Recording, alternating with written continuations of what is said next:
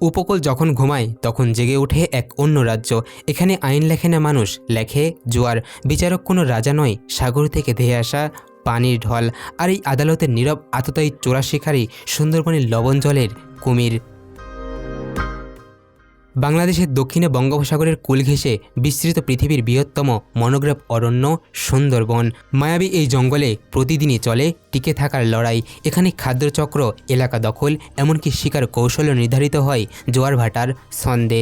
বিশেষত নদী খালগুলো যেগুলো জলের মতো ছড়িয়ে আসে পুরো বনে, তারই একটি শিবসা নদী যেখানে কুমিরের দেখা মেলে সব থেকে বেশি। 1600 শতকের জলদস্যুতায় উপকূল যখন জনশূন্য হয়েছিল, আজ প্রকৃতির রাজত্বে এই উপকূল অধিপত্য বিস্তার করেছে কুমির, যাদের সংখ্যা সুন্দরবনে আনুমানিক 200 থেকে 250 এর মতো বলে ধারণা করা হয়।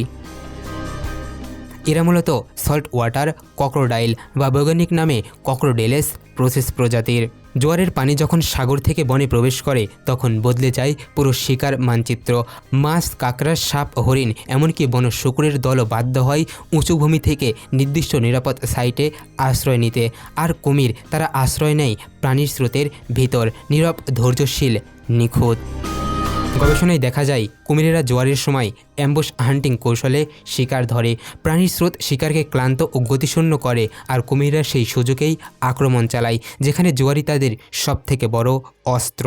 জোয়ার এলে নদীর লবণাক্ততা বাড়ে, যা মাছের গতিপথ পাল্টায়। কুমিরেরা সেই গতিপথ মুখস্থ করে নেয়। প্রজন্ম থেকে প্রজন্ম অন্য কোনো প্রাণী এত নিখুঁতভাবে জোয়ারকে কাজে লাগাতে পারে না। তবে শুধু শিকার নয়, জোয়ার ভাটা নির্ধারণ হয় কুমির বাসস্থান, নির্বাচন এবং ডিম পাড়ার সময়। সাধারণত তারা মে থেকে জুলাই মাসে বৃষ্টির শুরু ও ভাটা জোয়ারের ভারসাম্যপূর্ণ সময়ে ডিম দেয়, যাতে পানির আকস্মিক উচ্চতা ডিমের কোনো ক্ষতি করতে না পারে। স্থানীয় লোককথায় কুমিরকে জঙ্গলের পুরনো সর্দার বলা হয়। একসময় বিশাল খাল, ডোবা নদীর তীরে তাদের ছিল নির্বিঘ্ন চলাফেরা।